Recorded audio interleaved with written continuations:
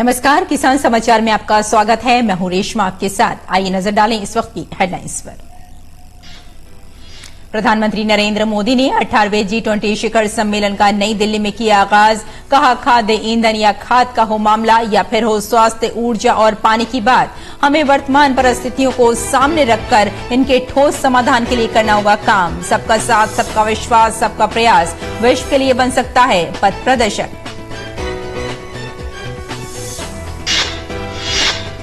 2 दिवसीय G20 शिखर सम्मेलन में वैश्विक मुद्दों पर होगा महामंथन। जलवायु परिवर्तन, खाद्य संकट, ऊर्जा संकट जैसे कई मुद्दों पर समाधान निकालने की होगी कवायद।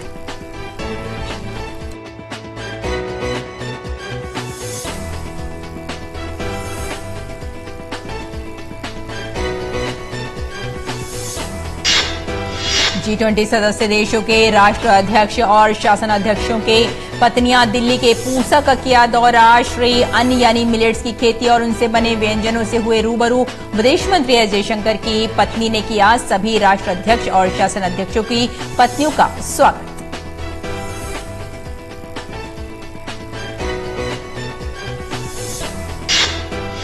खान मंत्रालय ने बढ़ाया स्वच्छता की ओर एक और कदम। मंत्रालय वर्षा जल संचयन, कंपोस्ट पिट, तालाबों की सफाई और कचरे का पर्यावरण निपटान के लिए कर रहा है काम।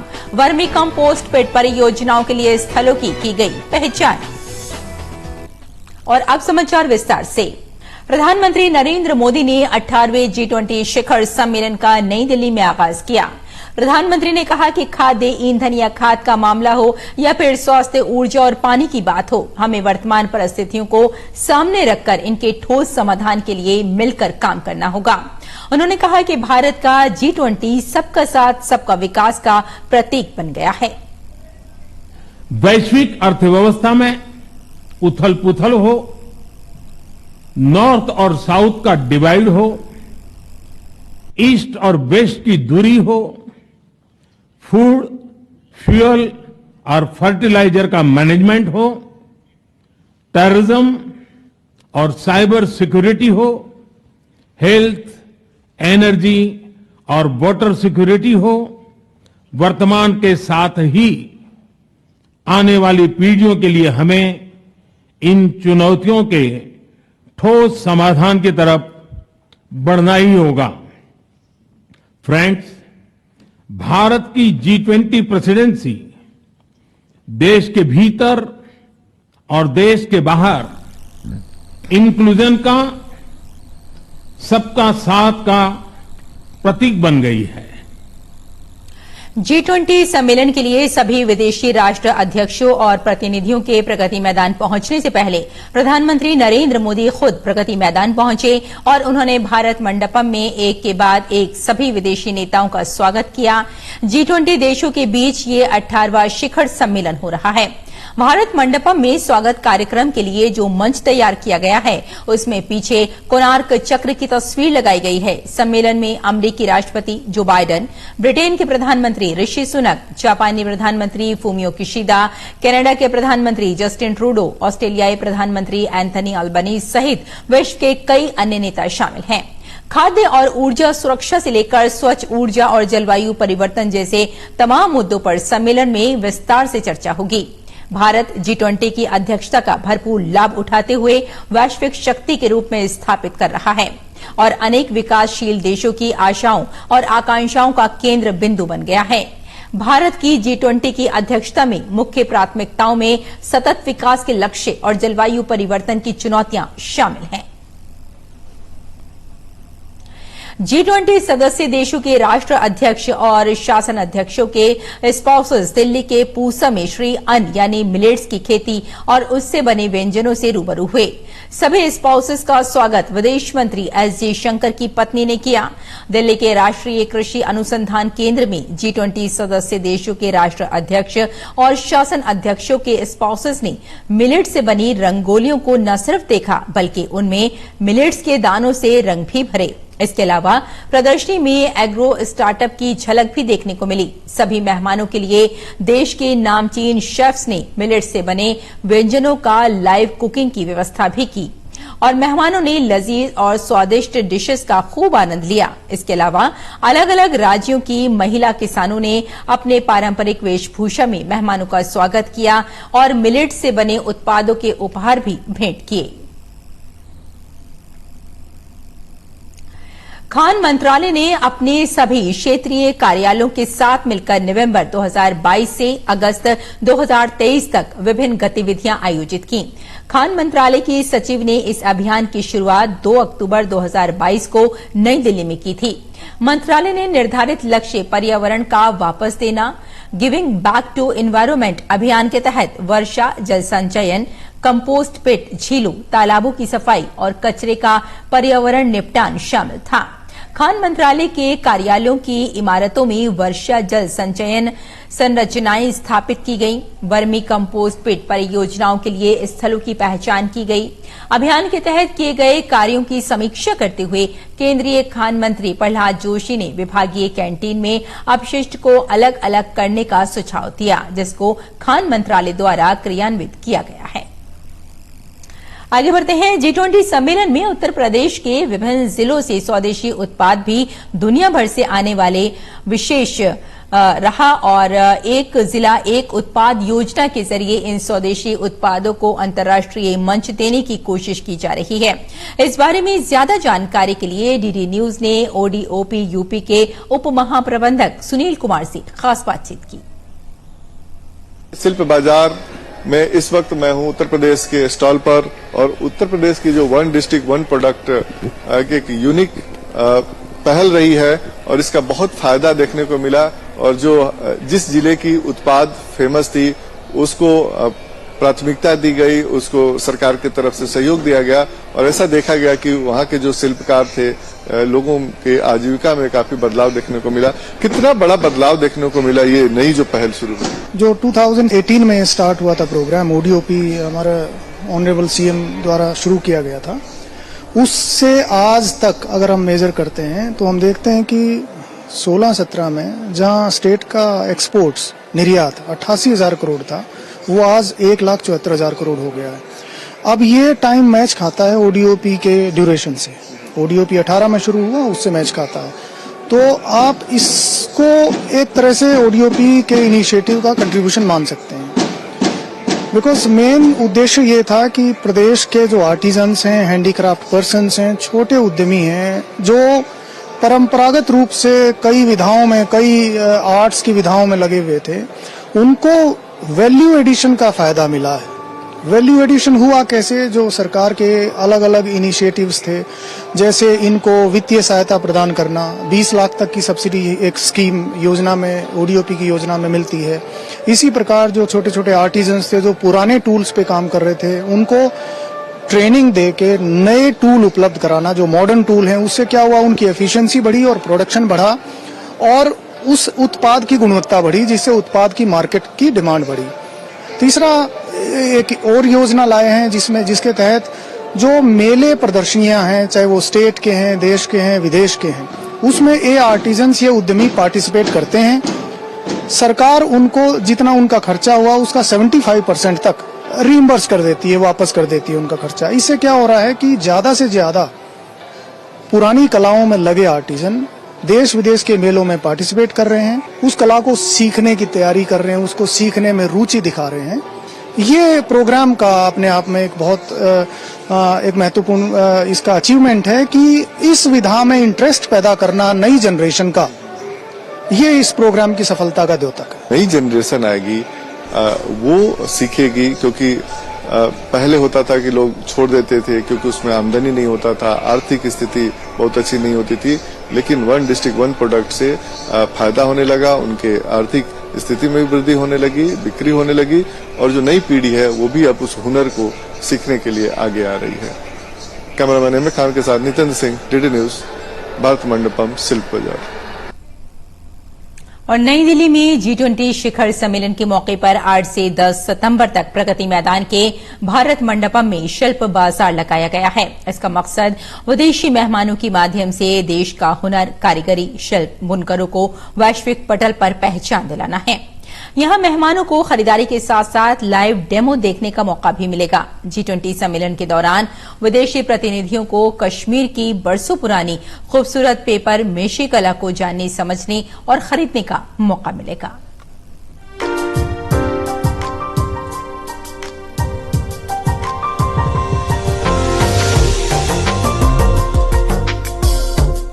भारत मंडपम के शिल्प बाजार में फूल पत्तियों को उकेरते ये हैं रियाज अहमद खान। पेपर मेशी की कला में पारंगत रियाज अहमद खान को इस कला से देश विदेश में पहचान तो मिली है, साथ ही में राज्य और राष्ट्रीय स्तर पर पुरस्कार भी मिले।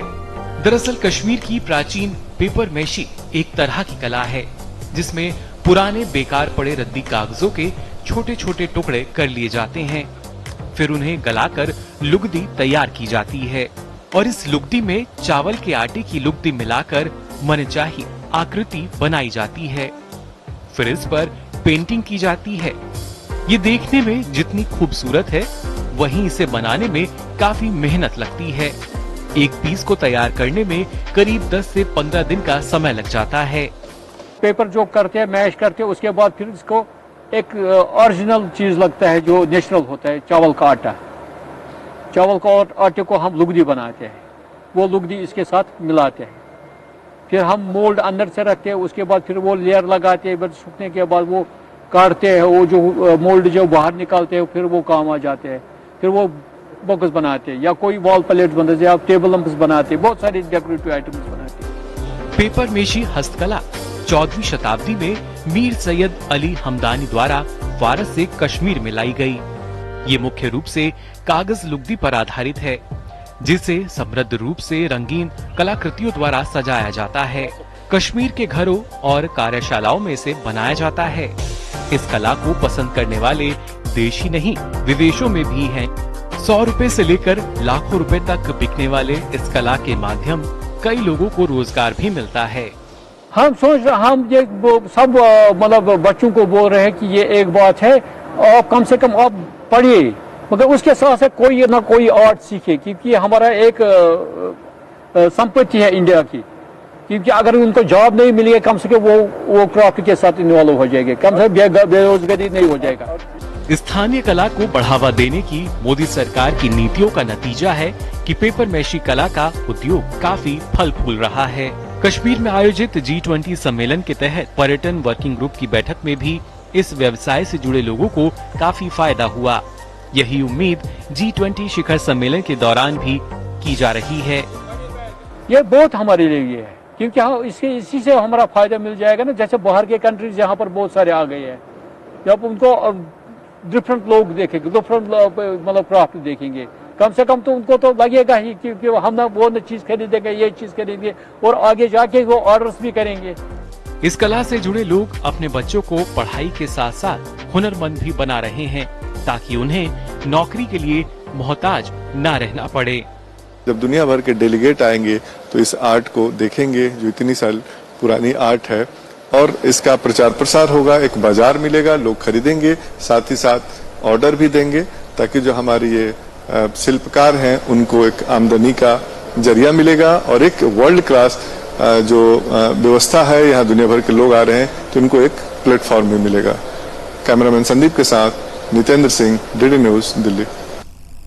केंद्रीय उपभोक्ता मामले, खाद्य और सार्वजनिक वितरण राज्य मंत्री अश्वनी कुमार चौबे ने नई दिल्ली भारतीय राष्ट्रीय उपभोक्ता सहकारी संघ मर्यादित परिसर में 75 मोबाइल वैन को हरी झंडी दिखाकर रवाना किया। त्योहारी सीजन में खाद्य उत्पादों की कीमतों को नियंत्रित करने के साथ साथ उपभोक्ताओं को सस्ती दर पर भारत दाल और प्याज की आपूर्ति सुनिश्चित करवाने में कितनी मदद मिलेगी, इस विषय पर हमारे संवाददाता ओपी यादव ने बात की केंद्रीय मंत्री अश्वनी चौबे से। देश के उपभोक्ताओं को सस्ती दर पर खाद्य सामग्री उपलब्ध कराने के लिए भारत सरकार लगातार प्रतिबद्ध है और इसी क्रम में सरकार से रसोई तक एक महाअभियान चलाकर सस्ती दर पर खाद्य सामग्री उपलब्ध कराने का काम किया गया है। इसी विषय पर बात करने के लिए हमारे साथ मौजूद है केंद्रीय मंत्री अश्वनी चौबे। सर, जिस तरह बात करें, सरकार सबका साथ, सबका विश्वास और सबका विकास का जो आधार है उसको लेकर चलती है। आपने इसी संकल्पना को पूरा करने के लिए एक हरी झंडी दिखाई है जिसमें खाद्य सामग्री सस्ती दर पर उपलब्ध कराने का महाअभियान चलाया। क्या मकसद है? हमारे एनसीसीएफ की ओर से जो देश भर में आज एक कह सकते हैं कि पायलट प्रोजेक्ट के रूप में हमने जो पूरे दिल्ली और दिल्ली के एनसीआर का इस क्षेत्र में 75 गाड़ियों में अभी हर प्रकार की सामग्री रहेगी, जिसमें विशेष करके जहां जो हमारा भारत ब्रांड दाल, ये देख रहे हैं ना, भारत ब्रांड दाल जो है ये 60 रुपया किलो देश भर में इसको बिकने का है, किंतु अभी एनसीसीएफ ने 5 रुपया इसमें कम करके और G20 तक 55 रुपये में ये दाल मतलब उपलब्ध होगा। और यह जो गाड़ियां निकली है मतलब सरकार आपके रसोई तक उचित कीमत पर और अच्छी सामग्री, शुद्ध सामग्री उचित कीमत पर लोगों को मिले। सर, त्योहारी सीजन आने वाला है, आपने अभी से एक कैंपेन चलाकर जो उपभोक्ता से जुड़ी रसद आपूर्ति और अन्य चीजें उनके दाम नियंत्रित करने और सस्ते दर पे उपलब्ध कराने का काम किया, जबकि तत्कालीन सरकार के दौरान ये स्थिति आती थी, कालाबाजारी होती थी। इस नियंत्रण को रोकने में सरकार और मंत्रालय ने महत्वपूर्ण भूमिका निभाई है, क्या कहेंगे? नहीं, निश्चित रूप से हमारी सरकार ने जो ऐसे बहुत सारी सामग्रियां जो हमारे एसेंशियल कमोडिटीज में आते हैं उसका हम प्रतिदिन मॉनिटरिंग करते हैं। हमारे मंत्रालय के द्वारा उसकी मॉनिटरिंग रोज होती है और उसमें सचिव स्तर से लेकर मंत्रालय मंत्री स्तर तक नीचे के पदाधिकारी भी उसको ध्यान रखते हैं, ताकि हम अस्थिर कोई चीज ना हो जाए, दाम नियंत्रित कैसे रहे उसका भरसक प्रयास हम लोग करते रहें और दामों को नियंत्रित करने में हम सफल भी होते हैं। भारत ब्रांड दाल एक भारतीयता का प्रतीक नजर आती है। एक देश एक विधान, एक संविधान, एक उत्पाद, एक बाजार और एक दाम की जो संकल्पना है वो साकार करने में इससे कितनी मदद मिल रही है? निश्चित रूप से ये तो होना ही चाहिए। आपने देखा कि एक देश एक ration card, one nation one ration, हमने उसको करके दिखाया। कई स्टोर लगे हैं जिनमें मिलेट्स के उत्पाद भी हैं और 75 गाड़ियां आपने ये जो फ्लैग ऑफ की है, तो निश्चित तौर पर जो पोषक अनाज है, श्री अन्न जिसको हम बोलते हैं, उनके उत्पादों के बिकने से किसानों को आर्थिक स्वावलंबन बनने का रास्ता कितना महत्वपूर्ण निकलेगा? आत्मनिर्भर भारत बनने का एक शुरुआत जो हमारी सरकार ने किया है, जो सोचा है कि किसानों को घर बैठे अच्छी कीमत कैसे उपलब्ध हो जाए, उनके दाम, उनके बाजार में जो उनके सामग्री है वो कैसे लोगों को प्राप्त हो। तो हर प्रकार का सामग्री, हर राज्य का अच्छा चीज जो भी है हम उसको जनता तक पहुंचाएं कैसे, सस्ते में, और अच्छी चीज, क्वालिटी और क्वांटिटी दोनों हमारा बेस्ट होगा, अच्छा होगा। जो थे केंद्रीय राज्य मंत्री अश्विनी चौबे, जिनका मानना कि सरकार से रसोई महाअभियान के जरिए एक और जहां उपभोक्ताओं को खाद्य और रसद आपूर्ति की सस्ती दर पे आपूर्ति कराने का काम हो रहा है, वहीं दूसरी ओर सबका साथ, सबका विश्वास और सबका विकास की संकल्पना के साथ एक भारत श्रेष्ठ भारत की संकल्पना को साकार करने का प्रयास भी हो रहा है। मेरे सहयोगी कैमरामैन जगमोहन के साथ मोपी यादव, डीडी न्यूज, दिल्ली। और आइए अब जानते हैं कि देश भर की मंडियों में क्या रहा भाव।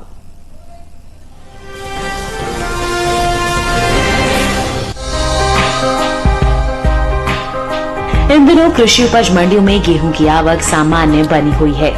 भाव पर नजर डालें तो शुक्रवार को ज्यादातर कृषि उपज मंडियों में गेहूं के सौदों में मिला जुला रुख देखने को मिला। काला पीपल मंडी में गेहूं के भाव में मजबूती के साथ कारोबार हुआ, वहीं बदायूं और आसनसोल मंडी में नरमी देखने को मिली, जबकि विजयनगर और गाजियाबाद मंडी में इस दौरान गेहूं के सौदे बिना किसी फेरबदल के साथ हुए। एगमार्कनेट के मुताबिक मध्य प्रदेश की काला पीपल मंडी में गेहूं के भाव में बढ़त रही। 7 सितंबर को यहां गेहूं के सौदे 2215 रुपए के भाव पर हुए। 8 सितंबर को भाव में 45 रुपए की तेजी रही और भाव 2260 रुपए पर जा पहुंचा। राजस्थान की विजयनगर मंडी में इस दौरान गेहूं के भाव में कोई फेरबदल नहीं हुआ। 7 और 8 सितंबर को यहां गेहूं के सौदे 2250 रुपए के भाव पर हुए। उत्तर प्रदेश की मंडियों की बात करें तो यहां की बदायूं मंडी में इस दौरान गेहूं के भाव कुछ नरम हुए। 7 सितंबर को यहां गेहूं का भाव रहा 2365 रुपए। 8 सितंबर को भाव 5 रुपए लुढ़क कर 2360 रुपए पर पहुंच गया। उत्तर प्रदेश की ही गाजियाबाद मंडी में इस दौरान भाव स्थिर रहे। यहां 7 और 8 सितंबर को गेहूं के भाव में किसी तरह का उतार चढ़ाव नहीं हुआ और भाव 2300 रुपए रहा। पश्चिम बंगाल की आसनसोल मंडी में गेहूं के भाव नरमी के साथ हुए।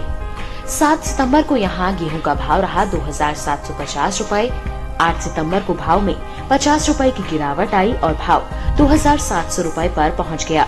गेहूं की उपज की बात करें तो इस साल देश में घरेलू स्तर पर रबी गेहूं की पैदावार रिकॉर्ड स्तर पर जा सकती है, जिसका असर गेहूं के बाजार भाव पर पड़ता दिख सकता है। कृषि मंत्रालय के तीसरे अग्रिम अनुमान के मुताबिक साल 2022-23 के दौरान देश में रबी गेहूं की उपज 1127.43 लाख टन अनुमानित है, जो पिछले साल के उत्पादन की तुलना में 50.01 लाख टन अधिक है। वहीं बीते साल इस दौरान रबी गेहूं की पैदावार 1077.42 लाख टन रही थी।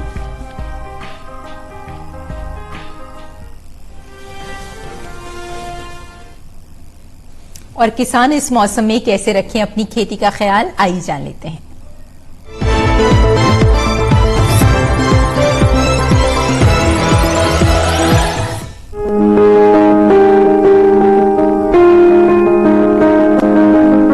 हरियाणा में गाजर की बुआई कर लें। गाजर के खेतों में निराई और गुड़ाई करें। गाजर के खेत से खरपतवार भी निकालें। किसान प्याज की रुपाई कर सकते हैं। प्याज के खेत में निराई और गुड़ाई करते रहें। प्याज के खेत से घास फूस निकाल लें। प्याज के खेत से ही जल निकासी का उचित प्रबंध कर सकते हैं। यही कपास के खेतों में जरूरी उर्वरक का इस्तेमाल करें। कपास के खेत की देखभाल करें। इसके अलावा धान के खेत में सिंचाई कर सकते हैं। धान के खेत में जरूरी उर्वरक डालें। अभी मक्के में कीट लगने की आशंका बनी हुई है। ऐसे में मक्के में कीटों से बचाव के लिए कृषि विशेषज्ञों की सलाह से कीटनाशक का छिड़काव करें। उत्तर प्रदेश में फूल गोभी की रुपाई कर लें। किसान पत्ता गोभी की भी रुपाई करें। यही मक्के के खेत में पर्याप्त नमी बनाए रखें। मक्के के खेत से जल निकासी का उचित प्रबंध कर सकते हैं। साथ ही मूंगफली के खेत में निराई कर लें। इस समय मूंगफली में कीट लगने की भी आशंका बनी हुई है। ऐसे में मूंगफली में कीटों से बचाव के लिए कृषि विशेषज्ञों की सलाह से कीटनाशक का छिड़काव कर सकते हैं। वहीं ज्वार की बुआई करते रहें। ज्वार के खेत में पानी की निकासी की व्यवस्था करें। उत्तर प्रदेश में धान की रुपाई कर सकते हैं। किसान लाल मिर्च की रुपाई कर लें। इसके अलावा अरहर के खेत से जल निकासी का प्रबंध करें।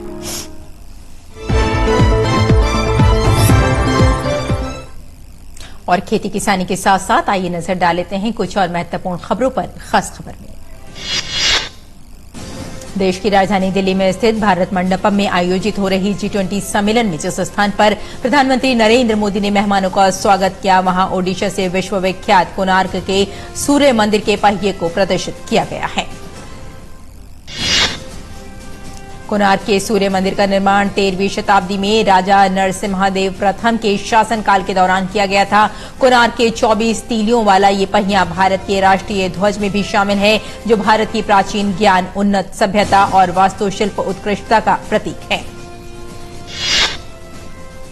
G20 शिखर सम्मेलन को संबोधित करते हुए प्रधानमंत्री नरेंद्र मोदी ने कहा कि मैं आप सबकी सहमति से अफ्रीकन यूनियन अध्यक्ष को G20 के स्थायी सदस्य के रूप में अपना स्थान ग्रहण करने के लिए आमंत्रित करता हूं। कोमोरोस संघ के अध्यक्ष और अफ्रीकी संघ AU के अध्यक्ष अजाली असोमोनो ने G20 का स्थायी सदस्य बनने पर अपना स्थान ग्रहण किया।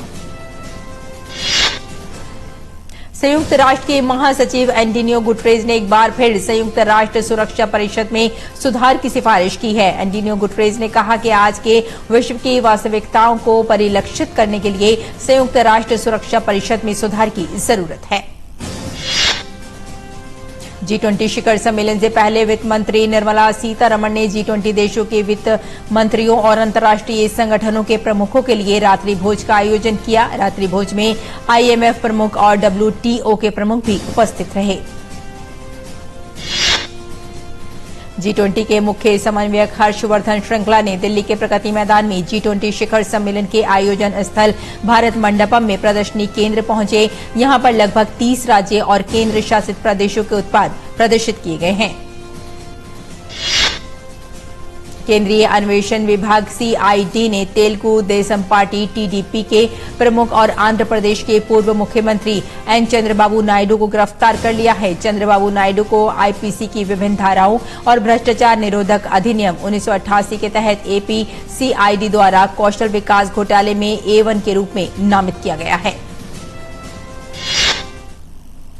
तो किसान समाचार में फिलहाल इतना ही। अनुमति दें, नमस्कार।